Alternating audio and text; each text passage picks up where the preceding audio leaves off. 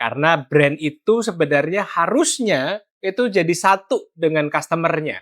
Atau Betul. tidak bisa terpisahkan. Biar nggak cuma dibeli sekali.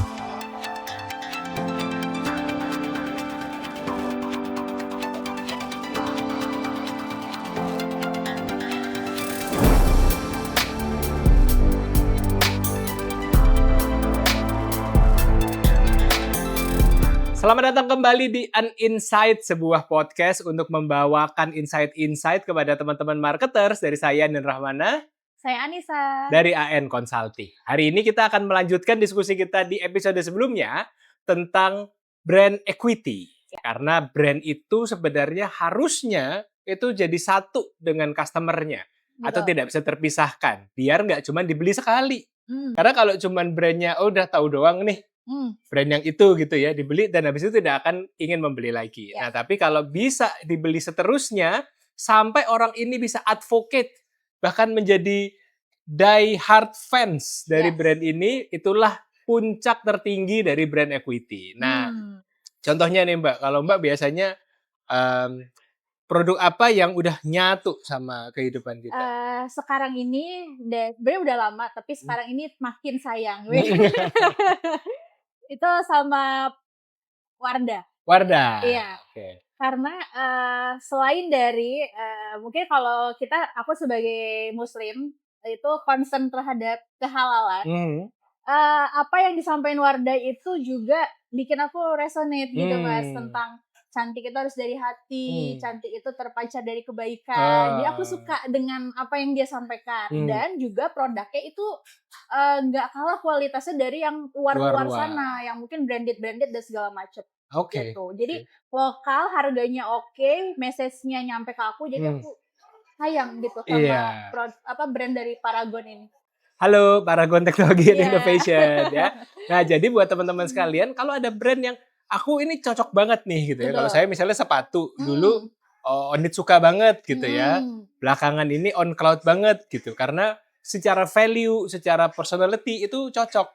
Kalau Nike dan Adidas itu kan sporty banget gitu. Tapi kan kalau On Cloud ini aktif, nyaman, tapi aktif urban gitu. Nah, itu dia. Tapi teman-teman sekalian kalau mau mencapai ke sana memang perlu waktu, nggak bisa langsung. Karena ada 4 tahapannya untuk menuju ke sana.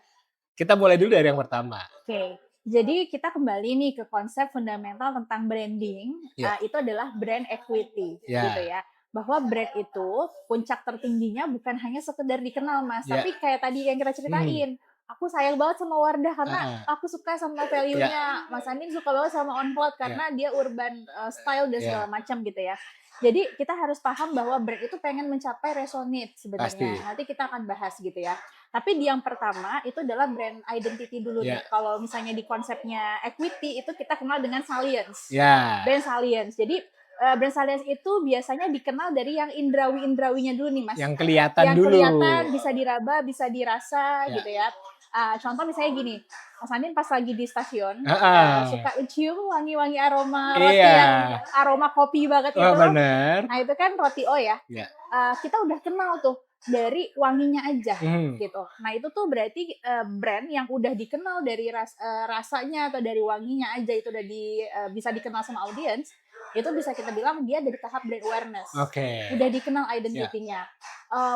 Logo walaupun ngeblur, dipotong setengah, dipotong seberapa, dari jauhan kelihatan, tapi orang tetap kenal tahu. Itu brand awareness. Gitu. Brand identity-nya berarti masuk ke kita. Jadi itu level pertama di brand awareness. Kalau misalnya brand kita udah sampai tahap itu, udah aware orang, ya bagus, berarti sudah masuk ke tahap pertama dari brand equity.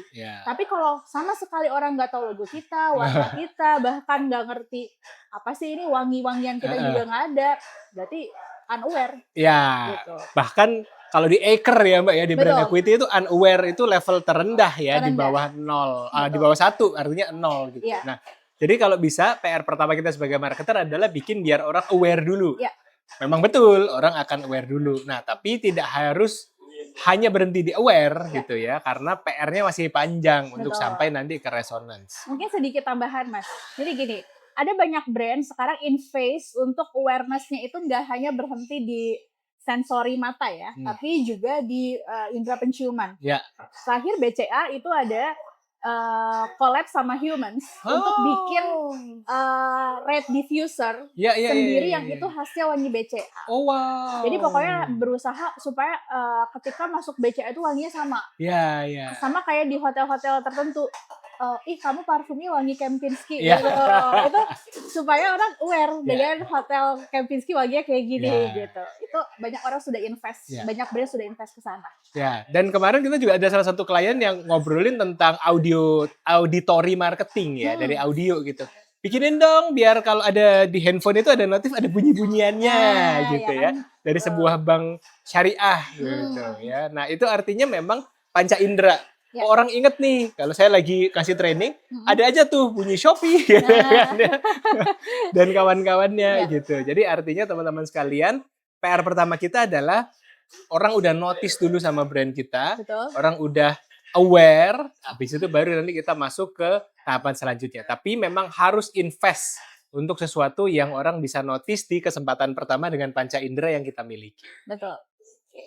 Yang kedua itu nggak cukup brand awareness, nggak cukup kita invest miliaran untuk ada suara-suaranya disebut berkali-kali di MRT misalnya, itu nggak cukup Mas. Lebak gitu Bulus Bank Syariah Indonesia. Cipete Raya Tuku itu kan investmentnya bisa bermiliar-miliar. Kalau kita punya budget ke sana untuk awareness itu bagus banget. Tapi itu masih tahap awal gitu ya, bahwa ada yang kedua, level kedua adalah brand meaning. Nah, brand meaning ini artinya adalah apa persifnya atau persepsi orang terhadap brand kita. Biasanya itu mulai masuk ketika orang udah pakai produk atau jasanya. Jadi kalau yang tadi udah tahu kan gitu ya, tadi cuman denger aja, cuman lihat aja, kenal tapi belum pakai. Biasanya di meaning ini sudah ada pengalaman biasanya. Nah, itu dimaknai sama orang, dipersepsikan. Oh, harganya sekian. Kayaknya kemahalan deh. Karena ternyata ya biasa aja gitu ya. Itu dia rame doang di sosial media. Ternyata pas udah pakai kok biasa aja, nggak seheboh itu juga ketika dipakai gitu. Nah, itu ada namanya brand meaning, itu terkait dengan persepsi audiens gitu, Mas. Nah, artinya brandnya nih, kalau misalnya contoh ya, kalau mungkin ibu-ibu, brandnya nih helpful nih kalau buat mami-mami karena dia bisa ngelayanin ibu-ibu yang sibuk, tapi mau ditanyain, bisa bantu untuk tanya jawab. Nah, yang kayak gitu-gitu kan meaning gitu ya artinya. Nah, artinya mungkin tadi kembali ke contoh MRT dan 7P yang kita bahas di episode sebelumnya. Kalau sering nih disebut di sebuah stasiun MRT, tapi orang apaan pelayanannya lama misalnya gitu, aplikasinya error. Gitu, akhirnya orang jadi punya persepsi yang berbeda. Jadi mau identitinya seberapa sering pun akhirnya orang tidak lanjut ke tahap selanjutnya. Nah, ini kemudian kembali ke produk tadi. Kalau produknya memang bisa diandalkan, promotion mah ngikut gitu ya. Produk dan proses, Mas. Betul. Proses itu tadi bagaimana kita bisa menikmati layanan itu, mudah apa enggak prosesnya, cepat apa enggak, itu juga bermakna gitu buat audiens. Ya, nah itu dia, itu brand meaning ya teman-teman sekalian. Jadi jangan sampai kita fokus ke branding, tapi internal lagi yang kemarin kita bahas itu belum dimatengin. Betul. Gitu. Udah hire influencer ke sana kemari, wah ramein ini tempat makan gitu ya. Tapi begitu orang datang pelayanannya lama, rasanya nggak seberapa enak, akhirnya flop gitu ya. Investasi yang sudah kita keluarkan nggak akan balik lagi. Gitu. Betul. Oke. Itu adalah brand meaning. Nah, teman-teman marketer, yuk dikoordinasikan. Jadi ini gimana sih ini kok sales tidak meningkat? 1, cek di internal ya. Baru 2, cek di marketingnya. Jangan-jangan marketingnya udah jago, tapi orang tidak balik karena produknya itu sendiri. Influencernya udah bagus, tapi ternyata prosesnya masih kurang. Ya. Yang ketiga. Nah, yang ketiga ini juga tidak kalah penting, itu adalah brand response ya. Jadi response ini udah lebih atasnya lagi dari meaning, Mas. Kalau meaning kan masih agak persepsi gitu ya. Tapi respon ini udah sampai ke emotion. Jadi ada judgment dan ada feeling. Judgment itu udah sampai tahapan aku suka produk ini, aku tidak suka produk ini. Aku suka brand ini, aku tidak suka brand ini. Aku akan pakai terus dan aku tidak akan pakai terus. Itu udah ada judgment. Dan feeling itu emotion. Kayak tadi Mas Andin bilang, ya aku suka banget, aku sayang banget deh sama Wardah, sama Paragon gitu ya. Itu udah ada feeling, tuh udah ada emotion gitu. Nah, biasanya kenapa bisa ada judgement seperti ini? Karena sudah menggunakan produk dan servisnya. Ya, Ketika dia menggunakan pertama kali, dia satisfy, dia oke, maka feeling-nya akan bagus. Maka judgement-nya juga akan oke, Ya. gitu. Nah, itu yang perlu hati-hati banget Betul. marketers dalam setiap strategi marketing. Ya. Tadi 4P, 7P tadi itu harus dipikirin karena ini membentuk judgement. Betul, Gitu. betul. Nah, jangan sampai akhirnya terucap tuh ya Hmm. dari respons orang-orang ini ketika menggunakan produk kita, nggak mau lagi, Ya, wah itu berarti udah off banget gitu. betul. Kan mahal doang. Ya, Ternyata sama aja kayak yang lain. Nah, itu betul. jangan sampai seperti itu gitu ya. Karena kalau misalnya ternyata judgement-nya itu jelek, ini efeknya akan banyak nih efeknya. Mulai dari dia akan ngomong sama yang lain, word of mouth-nya jadi jelek gitu. Udah nggak usah ke situ, aku pengalaman kayak gitu jelek. Nah, itu kan udah nggak enak tuh, gitu ya. Brand itu pun jadi negatif sentimennya. Gitu. Betul. Dan ini juga nyambung ke earn marketing ya, Mbak Betul. ya. Jadi kan kalau kita bahas tentang paid on earn, PESO ya, paid on shared own, yes, dan juga own paid earn gitu ya, trifecta digital marketing. Orang-orang ketika sudah merespons dari produknya sudah dicoba, mereka akan memberikan tanggapan mereka, testimoni, review mereka yang akan secara publik bisa diakses orang-orang di Google Business Profile, di sosial media gitu ya, dan itulah yang nanti akan jadi moment of truth. Betul. Orang-orang yang mau nyobain dan belum tahu tadinya, begitu udah tahu, ya ternyata banyak orang-orang yang nggak percaya itu. Bahkan sekarang kalau saya mau nyari makanan, Mbak, mau beli GoFood gitu ya, tapi masih galau nih, mau GoFood yang ini mau sama-sama beli gado-gado gitu, yang ini sama yang ini gitu. Nah itu aja udah mulai muncul persepsi tuh ya, dan mulai muncul respon gitu. Orang-orang ternyata udah nulis tentang gado-gado yang ini seperti ini, bagus. Ada rating dan segala macam gitu ya. Bahkan di online shop gitu ya, di online travel agent kalau mau beli hotel, nah itu dan masih banyak lagi. Betul. Jadi artinya kalau brand kita mau dipakai jangka panjang, long term, maka perhatikan judgment and feeling ini gitu. Termasuk sebenarnya balik lagi ke 7P itu Mas. Kalau misalnya produknya kadang mungkin ada yang masih kurang-kurang. Tapi ketutup sama people-nya yang helpful, itu kadang masih bisa lah bertahan. Tapi ya jangan cuma mengandalkan people, benerin juga gitu ya. Atau misalnya kayak aduh people-nya kayaknya pramusajinya jutek banget nih, tapi produknya enak sih gitu ya. Ya udahlah dimaafin gitu ya. Tapi itu harus juga diimprove gitu. Nah, itu saling menutupi dan saling backup sih satu sama lain gitu. Kebetulan kalau di brand response ini, Mbak, itu aku ada satu referensi sebuah hotel yang sangat menyenangkan di Bandung. Memang harganya sekali nginep seperti UMR Kota Jogja ya. Bahkan di kota-kota yang lain gitu. Letaknya dingin di atas, tapi pelayanannya luar biasa gitu. Orangnya nyambut dari buka pintu, semuanya di-assist gitu ya. Kalau ada apa-apa didampingi. Hospitality-nya orang-orang bilang nomor 1. Sayang sekarang lagi direnov gitu ya. Oh iya. Yang gitu. Dari S ya. Dari S bukan. Sebut aja Mas Mel. Karena brand bagus. Ya itulah ya gitu. Nah, jadi karena itu sudah sangat sebagus itu gitu. Akhirnya saya pun bercerita nih dengan ini. Meskipun belum sampai kayak saya adalah hotel itu nanti tuh di resonance gitu ya. Betul. Tapi saya senang. Sih? Ya, senang sekali dengan ini dan very happy to back gitu ya. Nah, itu dia adalah brand response. Artinya teman-teman sekalian kembali cek semua keseluruhan service yang kita tawarkan dan keseluruhan marketing mix yang tadi sudah kita bahas di episode pertama.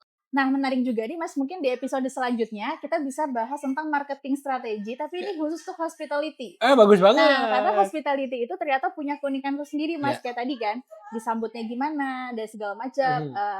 Ada referensi gitu ya, fundamental marketing juga khusus untuk hospitality. Nanti kita bahas ya di kalau episode teman-teman selanjutnya.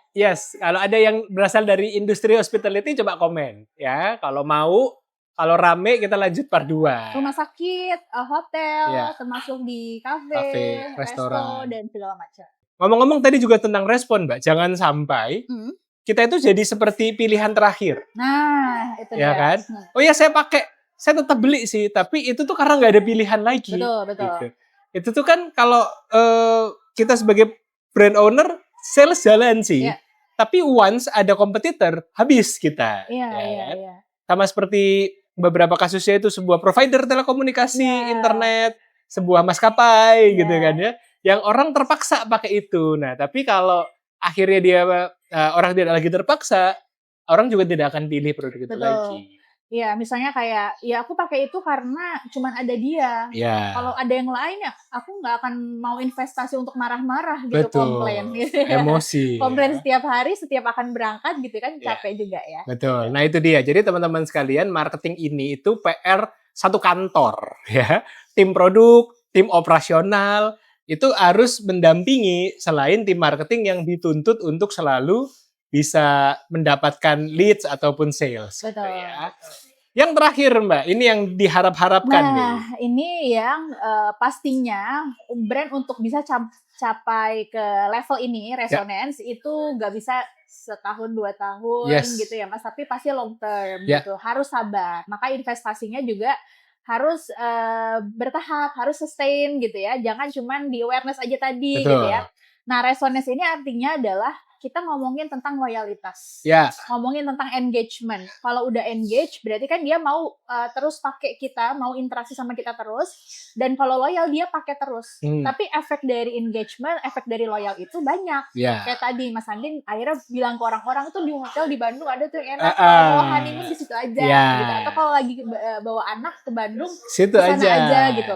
Jadi word of mouth-nya main gitu ya. Kita jadi mau advocate. Ya. Advocate itu dalam artian kita kalau ada orang nanya sama kita, Ya. kita akan dengan berani menjawab bahwa pengalamanku pakai Ya. produk ini, pakai services ini itu oke banget. Ya. Kesana aja. Ya. Nah itu udah sampai ke resonate. Ya. Ditambah lagi dia merasa bahwa kalau aku nggak pakai itu lebih lagi resonate. Itu keren banget brand sampai seperti itu. Artinya sudah ada ikatan jiwa gitu ya antara kita dengan brandnya yang kayaknya nggak pas deh atau ada yang kurang deh kalau saya nggak pakai itu. Betul, gitu. betul. Nah, ini yang juga penting, Mas. Banyak brand itu mendefinisikan loyalitas, engagement itu cuma sekedar di activity lagi. Jadi contoh misalnya gini, saya pengen ngebuat customer saya itu loyal. Dia kasih program loyalty, bikin poin gitu ya. Atau misalnya saya pengen buat customer saya itu loyal dengan cara engage, bikin community, misalnya bikin event-event sport bersama, itu nggak cukup. Masalahnya adalah tahap awareness, tahap meaning, tahap judgment. Ini selesai nggak nih? Kalau ini berantakan, resonate atasnya juga nggak bakal bisa. Gitu. Karena posisinya ada di atas ya Mbak. Betul. Kalau segitiga yang di bawahnya berantakan, dia jatuh-jatuh juga ya. That's why banyak brand flop dengan program loyalty, dengan program poin, itu semuanya nggak jalan. Bukan masalah programnya itu nggak bagus, tapi di bawahnya ternyata masih problem. Betul, gitu. itu dia. Kalau resonance itu artinya memang kita udah benar-benar menjadi satu. Betul. Gitu ya, karena semua tahapannya terpenuhi. Jadi kita tidak lagi kepikiran bahkan. Saya aja udah kalau nggak yang warna hitam ya yang warna biru, udah itu doang gitu ya, nggak kepikiran mau pakai sepatu lain. Nah, masalahnya adalah kalau misalnya contoh misalnya provider gitu ya. Providernya the only one di rumah Mas Andi misalnya pilihannya cuma itu. Dan kita sering marah-marah, dia kasih program loyalty juga kita nggak mau. Nggak usah dengan loyalty, benerin dulu aja jaringannya ya. Nggak kepikiran sama sekali, nggak usah daftarin Mas. Capek-capek banget gitu. Kita nggak mau referensiin gitu ya. Betul. Tapi ini happens Mbak, saya punya tempat potong rambut yang tidak pernah berubah selama 10 tahun. Wow. Di titik yang sama, di barber yang sama, di capster yang sama. Karena semuanya terpenuhi. Jadi identitinya jelas, orang relate, ada persepsinya, ada performance-nya di situ. Saya nyaman dengan semua layanannya gitu ya, dan secara value masuk sama saya. Nah, jadi saya kalau potong rambut kalau nggak di situ, saya mending nggak potong. Itu waktu pandemi menyiksa sekali tuh, karena kan jauh dari rumah, nggak bisa kemana-mana ya kan gitu. Dan akhirnya setelah dia buka setelah 1 tahun, oke deh, akhirnya kita potong gitu. Nah, artinya kita harus bisa tadi memberi experience. Kadang-kadang kita sebagai marketer itu harus tuker posisi gitu ya. Apa namanya kalau acara TV itu tuker nasib gitu.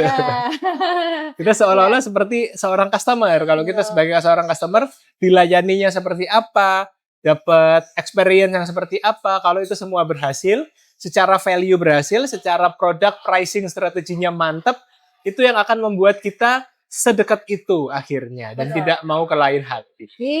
Ada lagunya kan gitu ya. Aku tak bisa pindah. Gitu, teman-teman sekalian ya. Oke. Jadi beberapa insight yang bisa kita bawa hari ini Yang pertama dari brand identity dulu ya, bahwa brand harus invest untuk membangun identitas yang kuat dan silence ya, menggunakan sesuatu yang bisa dicerna dengan panca indera kita. Ya. Yang kedua, kita harus menciptakan persif terhadap brand itu seperti apa, itu yang kita sebut dengan brand meaning, yang artinya ada di performance-nya, sehingga orang bisa punya pendapat tentang brand kita. Ya. Yang ketiga? Yang ketiga dia brand response ya, yaitu ngomongin performance. Jadi kalau brand itu bisa ngasih proses dan produknya sesuai dengan keinginan audiens atau customer, maka itu bisa berhasil brandnya. Dan yang paling terakhir adalah resonance. Jadi brand harus mikirin bagaimana caranya 1, 2, 3 terpenuhi dan bisa menyatu sama kehidupan audiens. Itu dia teman-teman sekalian. Tidak mudah perjalanan untuk menuju sampai ke brand resonance, tapi pelan-pelan kita naikin anak tangganya dari identity, meaning, response sampai ke resonance. Kalau mau tahu cara ceknya, kita harus riset. Iya, ini nggak bisa cuman sekilas ya. Iya. Tapi memang harus riset mendalam. Ya. Brand awareness itu riset sendiri, tersendiri. Loyalitas customer, kemudian response meaning itu juga riset tersendiri, Mas, gitu. Investmentnya mungkin akan sangat panjang gitu ya dan besar, tapi kan ini adalah membangun brand memang jangka panjang gitu ya, ibaratnya kayak maraton, yes. Ya bukan sprint. Itu dia. Sekali jalan gitu ya. Nah, buat teman-teman sekalian yang pengen tahu lebih lanjut tentang gimana cara ngeceknya atau riset apa yang harus dilakukan oleh marketer untuk tahu brand kita ada di mana, nantikan di episode selanjutnya tetap di Uninsight by Ayan Consulting. Saya Nur Rahmana. Saya Anissa. Sampai ketemu lagi di episode selanjutnya.